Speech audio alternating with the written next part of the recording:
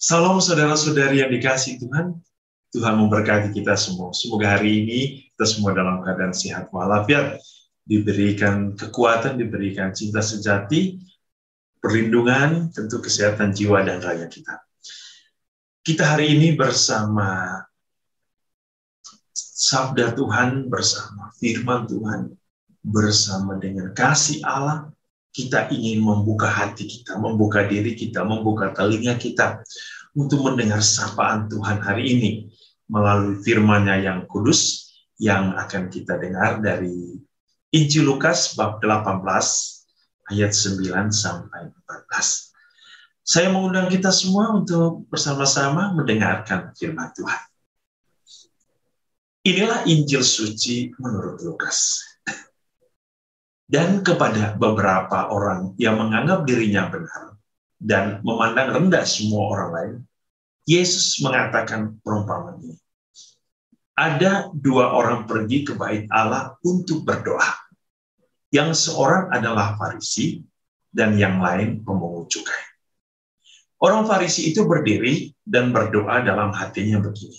Ya Allah, aku mengucap syukur kepadamu, karena aku tidak sama seperti semua orang lain. Bukan perampok, bukan orang zalim, bukan pezina, dan bukan juga seperti pemungut cukai ini. Aku berpuasa 2 kali seminggu. Aku memberikan 1/10 dari segala penghasilanku. Tapi pemungut cukai itu berdiri jauh-jauh, bahkan ia tidak berani menengadah ke langit, melainkan ia memukul diri dan berkata, Ya Allah, kasihilah aku orang berdosa. Aku berkata kepadamu, orang ini pulang ke rumahnya sebagai orang yang dibenarkan Allah. Dan orang lain itu tidak. Sebab barang siapa meninggikan diri, ia akan direndahkan. Dan barang siapa merendahkan diri, ia akan ditinggikan. Demikianlah sabda Tuhan. Terpujilah Kristus. Saudara-saudari yang dikasihi Tuhan, sangat menarik kisah hari ini. Kita mendengar ada dua figur, yaitu orang Farisi dan pemungut cukai. Dan kita sudah tahu apa yang perbedaan, apa yang terjadi. Bahwa mereka dua datang bersama-sama berdoa. Namun ada sesuatu yang berbeda. Ketika orang Farisi berdoa, ia menyombongkan diri. Ia membanggakan diri. Lebih buruknya lagi, dalam kesombongan itu, ia merendahkan orang lain. Ia menjelek-jelekan orang lain. Saudara-saudari, apa sesungguhnya inti dari sebuah doa?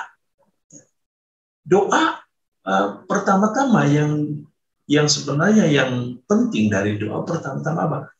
Kita datang dengan kerendahan hati, mengakui di hadapan Allah bahwa kita adalah orang-orang yang tidak pantas dan layak di hadapan Allah. Namun, oleh karena cinta sejati Allah, Ia melayakkan dan memberikan kita sebagai pribadi-pribadi yang pantas. Karena apa? Karena kerendahan hati kita untuk mencari Allah, untuk menemukan Allah, dan untuk mengandalkan Allah di dalam hidup. Sehingga ketika kita berdoa, hal yang pertama adalah mari datanglah dengan kerendahan hati, ketulusan hati, keyakinan hati, kejujuran hati, bahwa kita ingin dekat dengan Allah. Dan di dalam doa pun, bukan hanya kita meminta untuk kepentingan diri kita, tetapi di dalam doa kita juga berelasi dengan sesama melalui doa. Kita ingin yang terbaik bagi orang lain. Doa kita bukanlah doa yang menguntungkan orang lain, doa yang menjelekkan orang lain, doa atau kata lain yang negatif tentang orang lain. Kalau itu bukan sebuah doa. Doa adalah suatu ungkapan iman. Doa adalah suatu ungkapan cinta. Doa bukan sebuah basa-basi. Basa-basi yang tidak penting. Tapi di sisi lain kalau kita lihat pemungut cukai, ia datang dengan satu kesadaran diri bahwa dalam ketidaklayakan itu, ia mencari Allah dan ia ingin menemukan Allah sebagai sumber cinta sejati. Oleh karena itu, saudara-saudari, doa pemungut cukai hari ini adalah doa yang menyembuhkan. Menyembuhkan apa? Menyembuhkan luka di dalam hidupnya. Menyembuhkan luka hati dalam dirinya, dalam batinnya, yang oleh karena kesadarannya, ia telah menyimpang, ia telah melanggar, ia telah jauh dari Allah. Namun oleh karena keyakinannya bahwa Allah Maha Cinta, ia datang dengan ketulusan hati untuk memohon pengampunan dari Allah. Ia berbalik kepada Allah. Dan apa yang terjadi? Orang yang berbalik kepada Allah, maka Allah akan memberikan kehidupan kepadanya. Itulah yang kita dengar dari bacaan pertama hari ini. Oh, ketika seseorang berbalik kepada Allah, maka Allah akan menyembuhkan dia, dan Allah akan membalut luka di dalam dirinya, dan Allah akan memberikan dia hidup yang baru. Itulah semangat tobat, saudara-saudara. Semangat tobat berarti semangat untuk berbalik kepada Allah dan membiarkan Allah menyembuhkan diri kita, luka kita, membiarkan Allah membalut luka-luka hidup kita oleh karena dosa, dan membiarkan Allah memberikan kita hidup yang baru di dalam dirinya.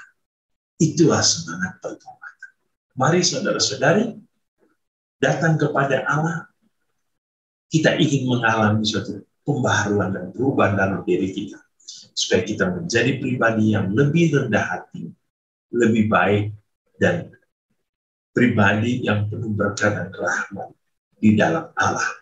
Tuhan Yesus memberkati kita dengan berkat-Nya yang berlimpah. Dalam nama Bapa dan Putra dan Roh Kudus.